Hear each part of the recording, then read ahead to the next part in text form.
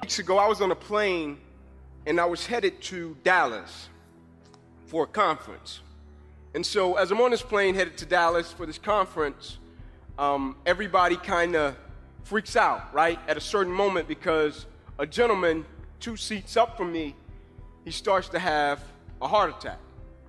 And so everybody kind of starts shuffling around, switching seats. You know, they come over the intercom. Is there any, physicians on the plane? Can you come up, help us out? And so people started moving around, and so they come to me and they say, hey, Mr. Johnson, would you mind giving up your seat so a physician can get here? I'm like, great, yeah, sure. So I get up, and so for a minute, everything was all cool and all good, and the pilot comes over the intercom and he says, I'm sure you all are aware of what's transpiring and happening. So everybody kind of shakes their head, yeah. And he said, because the gentleman is having a heart attack, we have to make an emergency landing. And people were peed off. Started moaning and groaning. Oh, man, really? And I'm like, man, God's about to die. Like, he can't stop. I'm like, I get it. People got things to do, places to be, and people to see. I get it. But somebody's life is on the line here. And when I thought to myself, when they landed the plane, I said, man, is that where we've gotten to as a society, to where a destination is more important than another individual's life? Is that where we've gotten to as a society, that goals, dreams, and aspiration is more important than another individual's life? Meaning that interactions with people now, we say, hey, how you doing? But we don't really mean, hey, how you doing? Meaning that interactions are totally off course in terms of seeing an individual through the lenses of something different and seeing them as, this is a person's soul that I have the opportunity to impact instead of bypass, and so my destination is more important than this individual. And so they were moaning and groaning, not about the guy having a heart attack and he's fighting for his life and we got to stop to get him help. They were moaning and groaning because where they were going, they couldn't get there in the manner and the fashion of which they wanted to get there. And when I think about life, I think more times than not, I say, man, what is it, right? What is it that shifts the individual? And a lot of times when I think about it, I think at the core of what it is the transaction. And when I say the transaction, it's when you give something a certain amount of energy, a certain amount of passion, a certain amount of dedication and commitment to a certain thing, and you expect something from that certain thing, and you don't get what you expected. The transaction is the problem. Meaning, like, if you're in a marriage and you come in and you're dedicated, you're cleaning, you're cooking, you're washing clothes, and then you don't get the appreciation that you thought you were going to get, sooner or later, it's going to be a problem. And I think more times than not, in life, people treat God like a Santa Claus. And then when they don't get the gifts that they thought they were going to get, it's a problem. Like, I'm a firm believer that God redirects and maneuvers us when he has us on a mission, right? And in the redirection, I think true courage is the ability to embrace what we don't understand. Because I know anybody can accept and embrace something that they do understand and that they know the end result. But I think true courage is when you find yourself in the midst of an opposition, piece of adversity, or situation, and when you're in the midst of it, you're thinking, man, how did this happen and how did I get here? But you still have a certain level of perspective to say, even though I don't understand it, even though I don't like it, I can still trust God even though I can't trace God. And so when you speak about redirection, I'll never forget, like a couple days ago, you had the September 11th incident, terrible situation. A lot of people lost their lives, senseless act, right? And so I'll never forget when I was at Tennessee, I was doing some research. I was in my master's program, and I was doing some research on the situation. And I remember watching a particular clip of the situation, and I'm watching things happen, watching the camera sway back and forth, watching people jump out of a building, run out of a building. And I read an article, and in this article, they spoke about people that lives were spared because of situations that happened and they were out of their control. And a lot of people didn't speak about it because a lot of people didn't know about it. So in turn, Pastor, they talked about this one gentleman that worked in one of the buildings. And that morning, I'll never forget, they said he was getting ready to leave home, and his wife came to him and said, hey, can you take our daughter to kindergarten today? And he responded, I really can't do it. I really need to get to work. And the wife says, can you please do it? I really need you to do this. I really need to get to work, is what he said. I really need to get to work. The wife responds again, please, can you take her to kindergarten? He accepted. And the timing of him taking his daughter to kindergarten, when the building got hit, because of that incident, things transpired with him and his daughter and his wife, and he couldn't make it in time, the time of which he thought he was going to make it, and because of that interaction, it spared his life.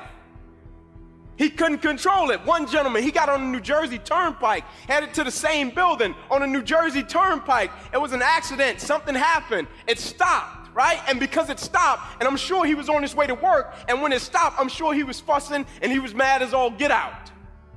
But he couldn't control the situation, and because he couldn't control the situation, his life was spared. One gentleman, they sent him to get some donuts or something. He went to get some donuts. He's coming out of the building. Somebody spills coffee on his shirt. He has to go home to change his shirt, and because of a situation that happened, him going home to change his shirt, it spared his life. One gentleman got a new pair of shoes, walking down the sidewalk, started to get blisters on his feet, had to go back home, change his shoes. Because he had to change his shoes, spared his life.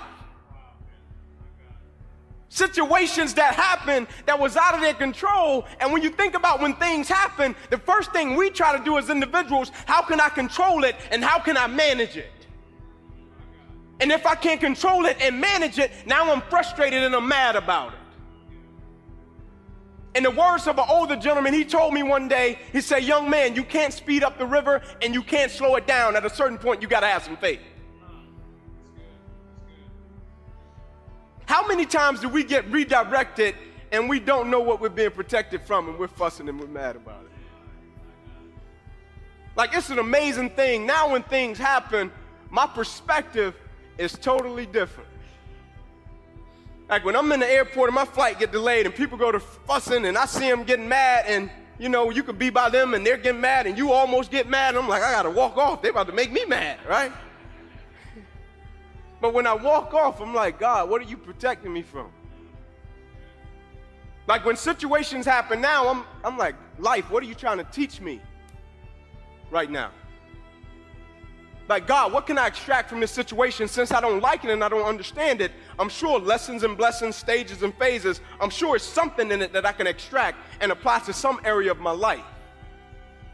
James chapter 1, consider it pure joy, my brothers and sisters, when you face trials of many kind, because the testing of your faith goes on to produce perseverance, and perseverance must finish its race so that you may be complete and lacking nothing. In other words, we got to go through something in order to become the individuals that God wants us to become.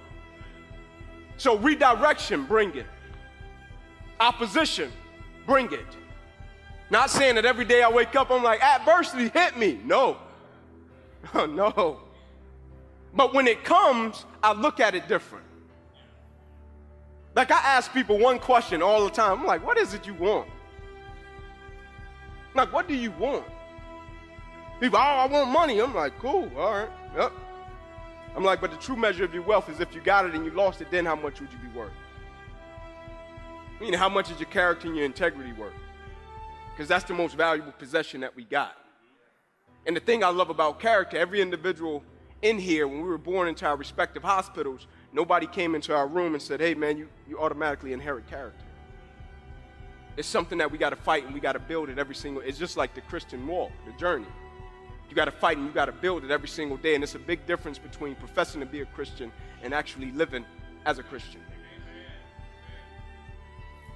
And so in my life, right, the biggest redirection, of course, came in 2006, right? But at every phase of my life, I got redirected, but God also maneuvered me, right? And like I said before, I think when God has you on a mission, right, God will maneuver you through certain situations, and even when you can't stand it or understand it, God will still maneuver you to get you to the destination that he's trying to get you to. And I used to wonder as a kid, like, man, why am I growing up in this certain environment and I'm not getting touched?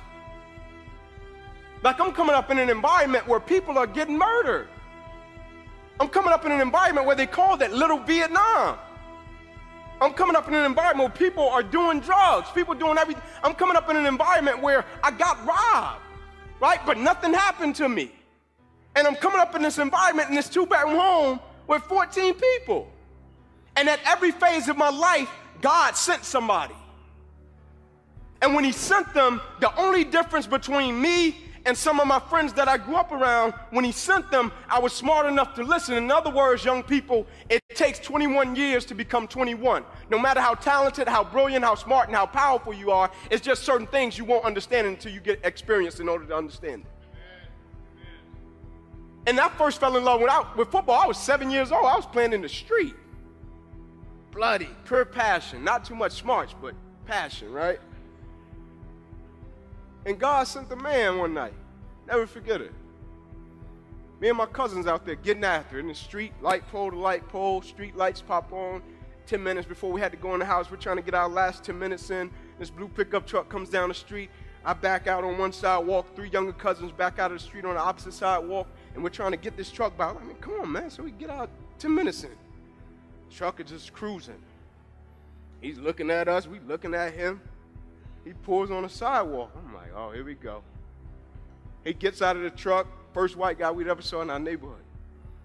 Every drug dealer on the corner took off running, automatically assuming he's a cop, right? Nicest guy in the world, though. Nicest guy in the world. I still talk to him till this day. He walked over, man, y'all want to play football on grass? I'm like, man, I would love that. Where you been, brother? He's like, go and get your guardian. I go in the house, my Uncle JJ is there. I'm like, Uncle, will you please come and talk to this guy? Uncle comes outside. Guy extends his hand. Hey, man, Trey Hurst. Don't even supposed to be in this neighborhood. Drop the kid home, 3 blocks up, rode down just to see what it was like. In his exact words, I see these knuckleheads playing tackle football in the street. He said, I run a league across town. Think if you bring him out, sign him up, great opportunity, really help him. My uncle responds, sir, we greatly appreciate it. He said, but I hate to inform you, we just don't have the money for anything like that. And he pointed at me. He said, his mother, she's working a double shift at Wendy's right now. She definitely don't have it. And he said the other 3, their fathers are in and out of prison, so it's definitely not happening. That's why they're in the street.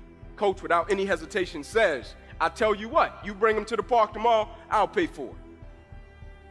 Didn't even see us play. He just see us out there tossing the ball around, and he turned his truck up, and he just seen some kid, meaning he didn't see no moves, he didn't see my little spin off, he didn't see none of that, right?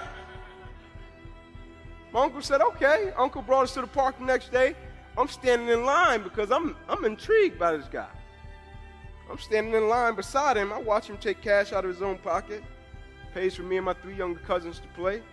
And then my family, the only people that went to college was me and my 3 younger cousins. He paid for in that street that day. But I wanted to understand the man behind the actions. Because it wasn't something that he did just for us. He did it for anybody that he felt was in need, meaning it was his essence and who he was as an individual. It wasn't a front. And so most nights I would be in the park late, 9:30, 10 o'clock, waiting on my mother to get off the shift at Wendy's. She worked right around the corner. One night she couldn't make it. She called Coach, can you take Inky home? I can't get off work. He said, sure. He said, Inky, I'll drop you off last. You live right by Turner Field. I was 5 minutes away from Turner Field. And so we get to my house. I get out of his truck. I'm standing on the sidewalk and back to my house, and Coach is looking out of the window. And he says, all right, Ink, catch you later. And I said, Coach, can I ask you one question? He gets out of the truck. He comes around. He said, what you got, Ink? I said, I'm not trying to be disrespectful when I asked this. He said, what you got, man? I said, why do you do what you do? I said, because cats around here, man, they don't live like that. Like it's always a catch-22. When they do something for you, it's not genuine, it's not pure. And I said, why do you live your life that way? And he said to me, son, I'm going to tell you something. And he said, I don't want you to ever forget it. And in his simplicity, it was yet profound when he said to me, as long as you make sure that somebody else's life is okay, he said, God will make sure that your life is okay. And he got in his truck and he left. And the way I processed it was, as long as everything I aspire to get, everything I want, everything I'm connected to, and everything I'm a part of, as long as the purpose is always greater than me, I'll be fine. In other words, as long as I'm on a mission, like dreams and all that, that's cool, but dreams is what I want to do. My mission is what God has put me on this earth to do. And so if I'm connected to my mission, God will find a way to maneuver me through certain situations to get me to my destination to accomplish the mission that he has for my life. And so 2 years later, I come in contact with this amazing 8th grade math teacher and basketball coach. Me and my wife was in this class. He told me one day, you're going to marry that girl. I said, you lost your mind. And he walked my wife down the aisle at our wedding. But this gentleman, one day after school, he comes to me, and I'm on a corner in my neighborhood, and he rides up in a red Dodge Ram pickup truck. And I'm standing on the corner with my uncles, and he rolls down the window, and my uncle tapped me. He said, "Inky, who is that?" I said, "Man, that's my 8th grade math teacher and basketball coach." He said, "What does he want?" I said, "I don't know." The coach asked me, "Inky, what are you doing out here?" I said, "I'm hanging out." He said, "No, you didn't hear me. What are you doing out here?" I said, "I'm hanging out." He said, "Get in the truck. We'll take you home." I get in the truck. We ride down the block. I get out. He said, "Hey, man, I just want to tell you, Ink, you're better than that."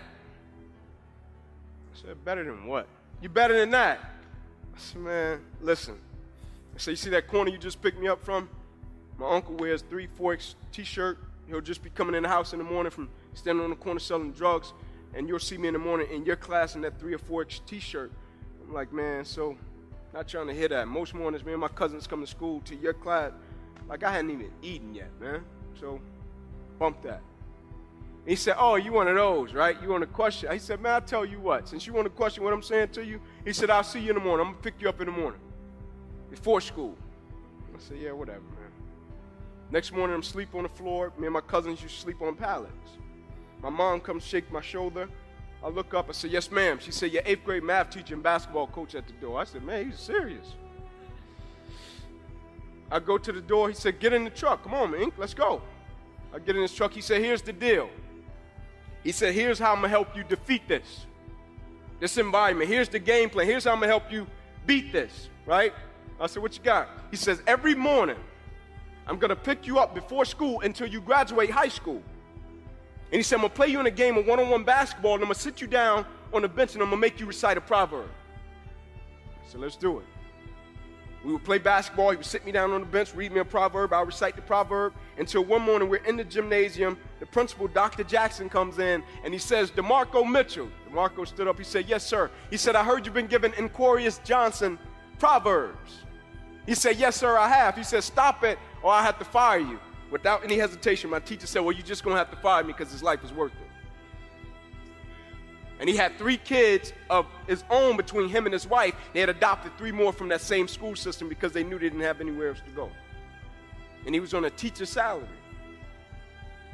And I said, "Man, if he's willing to put the way he feeds his family on the line for me, a little scrawny kid from the east side of Atlanta, I got to give him everything I got." And I go into the summer of my 8th grade year, about to be a freshman in high school, and everybody knew I wasn't a little athlete, and so I'm telling you about God maneuvering me.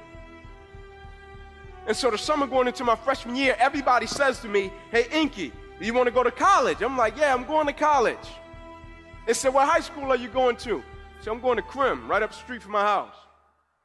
They would ask me again, "Do you want to go to college?" I said, "Yeah, I'm going to college." They said, "Nobody goes to college from Crim." They asked me the question so much, I started to ignore it until one day I'm in a car with my mother, and we're a stoplight away from Crim, and my mother turns and looks at me and says, "Son, do you want to go to college?" I said, "Yes, ma'am, I'm going to college." She said, "What high school do you want to go to?" I said, "I'm going to Crim." "You acting like you want to put me in private school or something." She said, "Inky, the chances of that happening, slim to none. Like, I'm not trying to crush your dreams, but I can't play with your future." I said, "Mom, just give me a shot. I think I could do it." She said, "Yeah, Inky, but it just doesn't happen." I said, "Just give me a shot." The first day I get to the school, I see why everybody said what they said. There was a cop at every single door and metal detectors. And as soon as you get there, you got to put your arms out, head to the ceiling, search you from the crown of your head, bottom of your feet, come back up your body, and I'm still hyped. All right, so I get up to the door, head up. My man starts searching me. He gets to my feet. He's coming back up my body. His exact words were, "What's your plan, little man?" I said, "Oh, man, I'm going D1. I'm going to college." He says to me, "You'll probably go to cell block D1. And he goes to walk off, and I walk with him. I like it, right? I tap his arm. He turned around. He said, "No, I know about you." And I said to him, "No, man, you got the wrong guy." Sarcasm kicks in. "No, I know about you." He said, "You had 2 uncles coming to the same place, great little ball players." I said, "Yeah, they could play ball." He said, "People talked about him, kind of like they talk about you." I said, "Yes, sir." He said, "Aren't they serving 13 and 40 years at the federal penitentiary, not even 10 minutes away from these front doors?" I said, "Yep." He said, "Exactly. Apple don't fall far from the tree.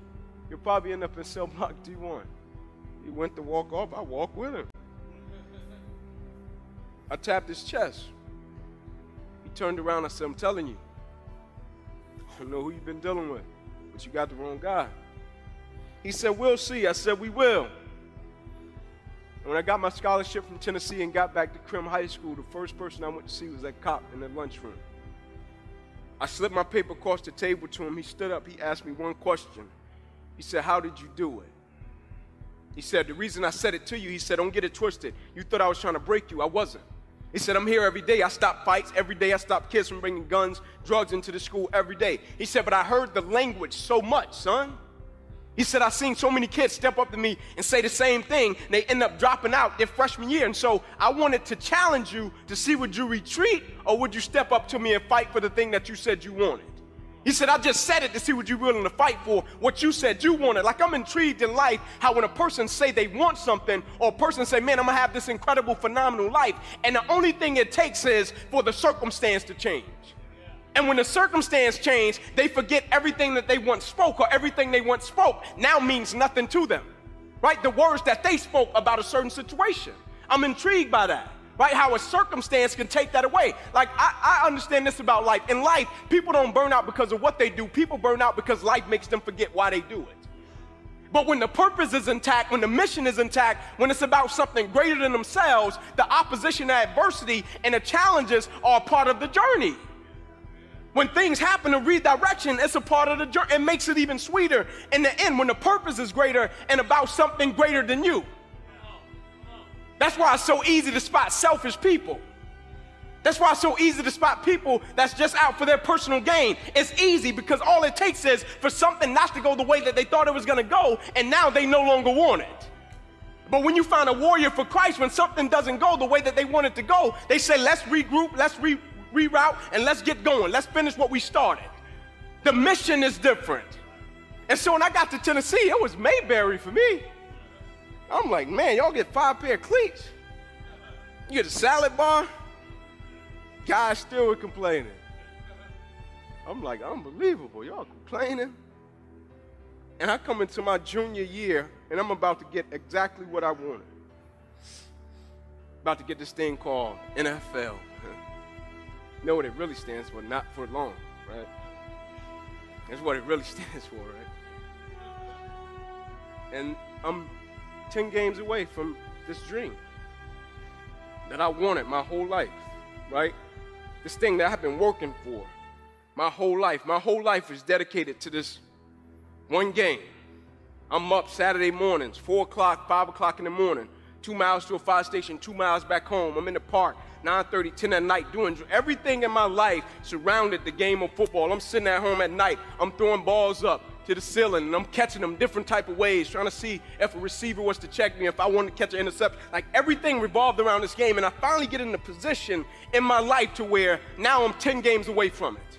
I got the paperwork that states I'm about to be an NFL draft pick. NFL on top of the paper. Inky Johnson projected top 30, automatic multi-millionaire. Now all you have to do, the hard part's over. Just play the next 10 football games, Ink. You made it.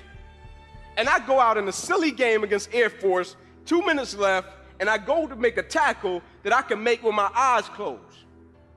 And I hit this guy, and as soon as I hit him, I knew it was a problem, but I didn't think it would be this type of problem.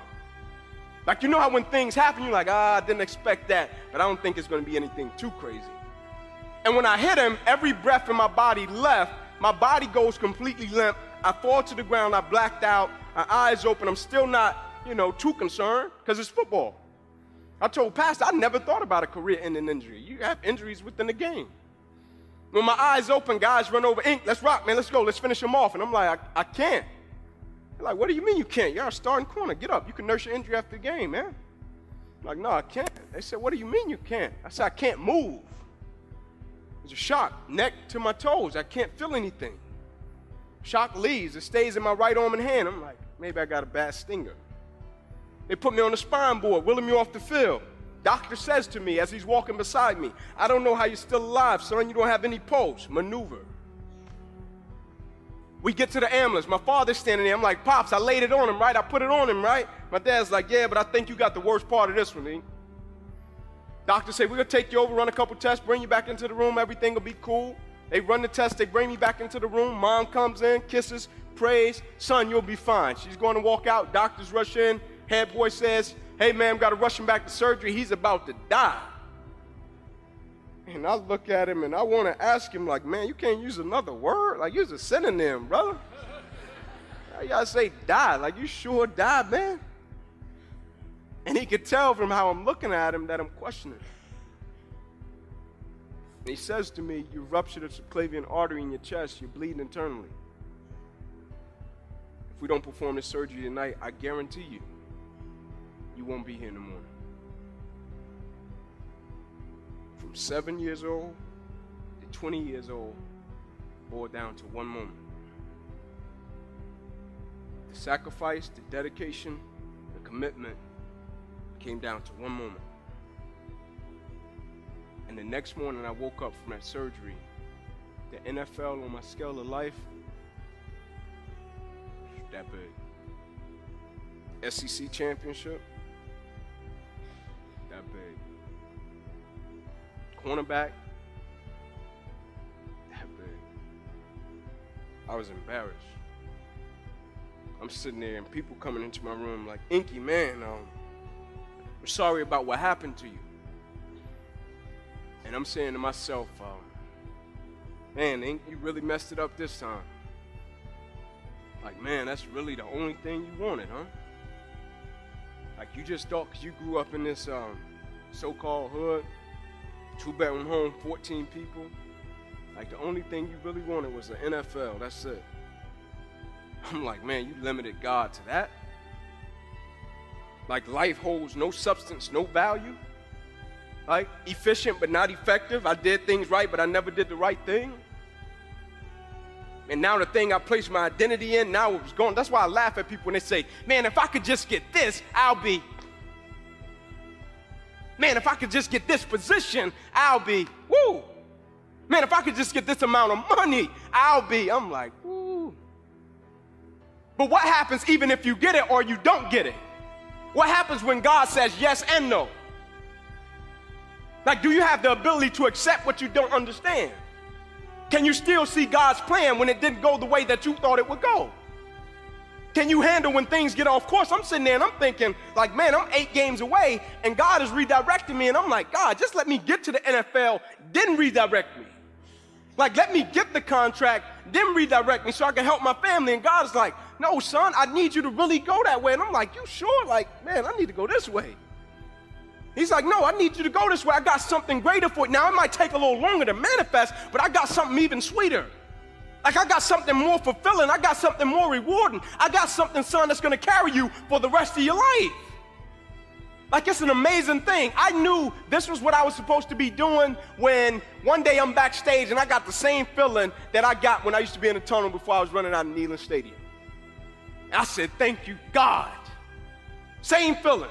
And I met a gentleman one day in West Town Mall in Knoxville, and he came up to me and he was crying. It was me and Eric Berry. And when he was crying, I'll never forget, he said, I saw a little clip on the news, and I saw you laughing about what you went through. He said, I was going through something, and that really helped me. And he left, and when he said it, I walked off, and I said, God, if people view me in this way, I have to take myself a little more serious. Like, God, if this is what I represent to people, I got to take myself a little bit more serious. Like, God, if I'm going to be dealing with you and I'm going to be connected to you and this is what I got to take myself a little more serious, right? And a guy told me, Inky, if you're going to make plans with God, be sure to make them big. I said, I got you. And I thought it was over after football got redirected. My life got redirected 2, 3 more times before I even fell into my purpose and my mission and what I was supposed to be doing. It got redirected 2, 3 more times. I'm thinking I'm going to be a coach. Just like every guy when he finishes the game. And I'll just coach. God's like, no, you ain't. I'm talking about people trying to give me positions. People telling me, hey, man, here, name your position, name it, write your job description, put your price on it. Like, people are trying to give it to me, and I'm praying, and the Lord will not give me peace. I'm like, Lord, this is easy. Nope, no peace. I'm like, well, maybe I'm supposed to go back to Atlanta and work in my neighborhood at the rec center. I'm calling the guy answered the phone. He like, Inky, you should have left yesterday. I got you the job. I get to Atlanta. I call the guy. He don't answer the phone. I email him, he don't reply. Now I'm in Atlanta with my daughter, my wife, and we're living with my wife's grandmother in a small little one-bedroom home, and my daughter is sleeping in a wagon that somebody bought her for her birthday because me and my wife couldn't afford a bed, and my wife is pregnant with our son. And I don't have a job. And I always tell a story about when my faith was fortified and my life went to another level was the only thing I had at that moment was a prayer and a book. And the prayer that I prayed was, Lord, I don't know what you want me to do. Exact prayer, I don't know what you want me to do. But people keep coming to me telling me, speak. Inky, you need to speak. And I'm like, I'm not speaking. Like, I don't want to do that. People coming, Inky, you need to speak. I'm like, no, man. I want to just work up here, create a couple of curriculums, leadership stuff for kids. I'll do that. Somebody come, Inky, you need to speak. I'm like, no, man. And God brought me to the point where I had nothing, and I was on my knees, and I said, Lord, listen, I don't know if this is what you want me to do, but I submit, and let's rock. And the next morning I woke up, I had my book I had written, and me and my boy Jeff, and I wrote it, and I got up, and I looked at my wife. I said, I'm going to take this book to Oprah. My wife looks at me and said, oh, cool.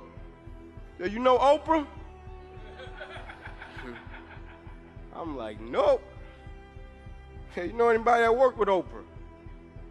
I'm like, nope. You know anybody at Harpo Studio?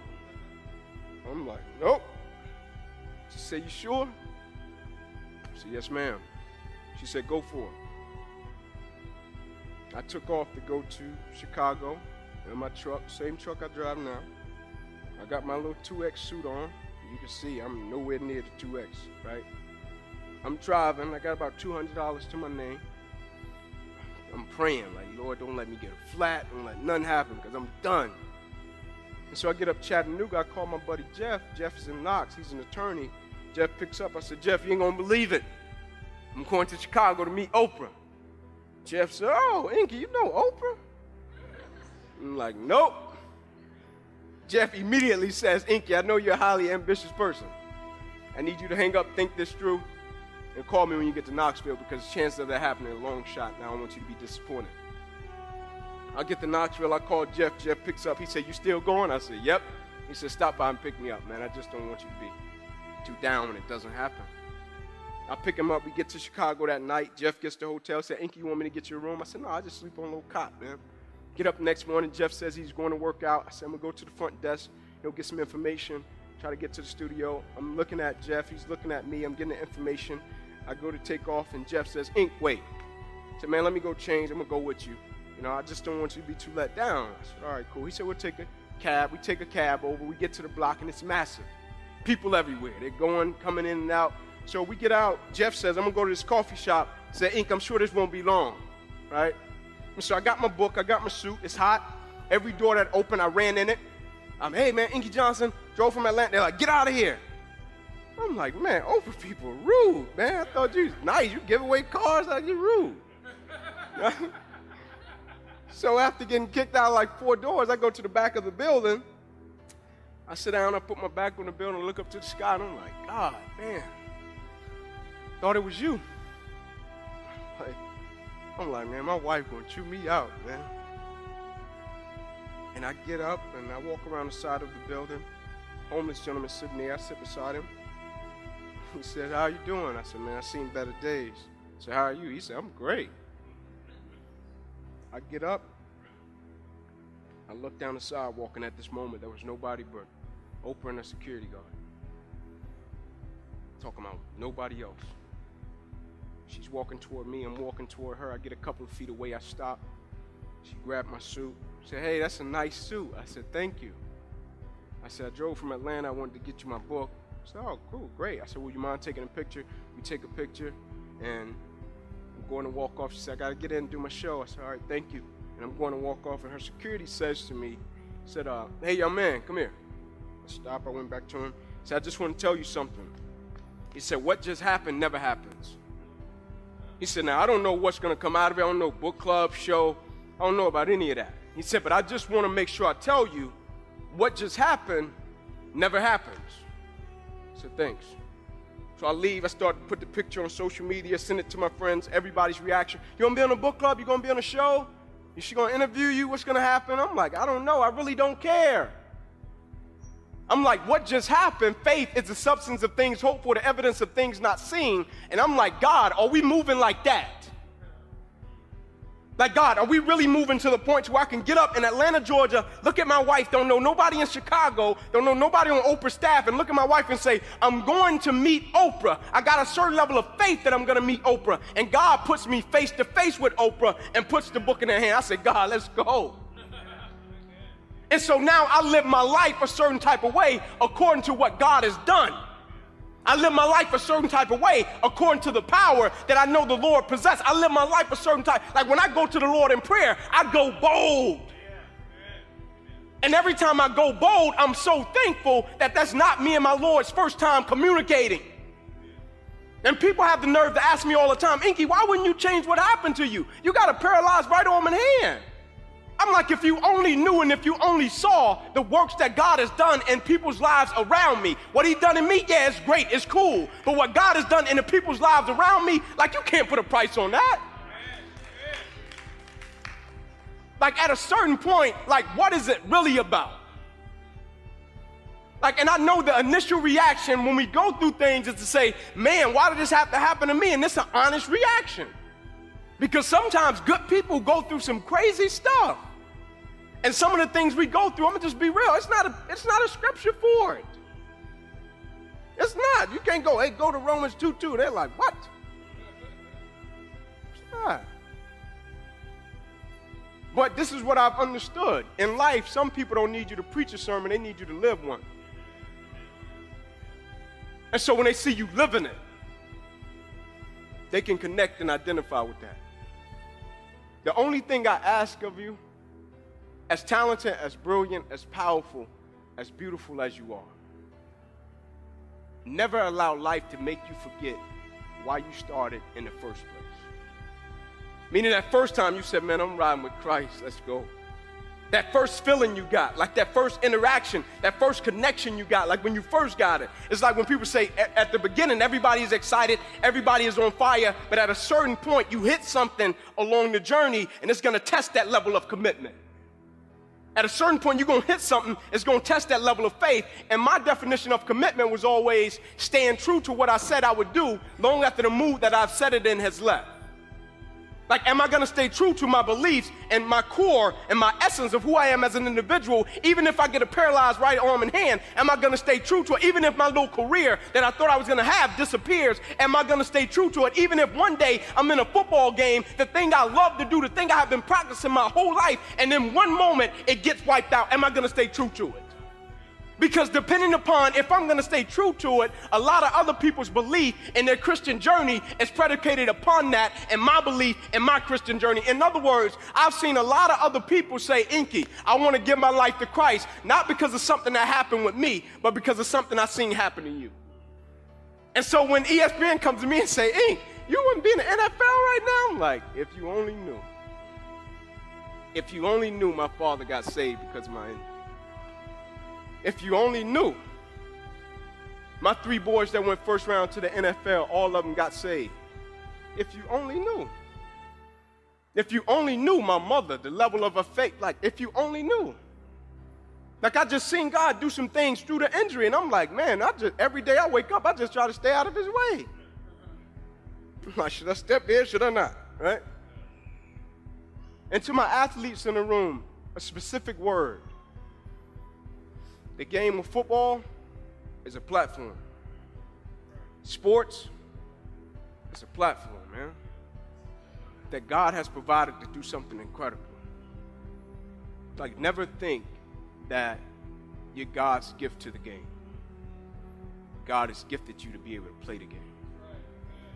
And with every opportunity we get, we should always give God the glory. I'm going to leave you with this. Because I'm a Baptist, right? So I get going, fire get rolling, right? I'm going to leave you with this. We already know what to do when God says yes. We already know what to do when we get blessed. We already know what to do when our prayers get answered. But the question that I have for you in this rhetorical, what will you do when God says no?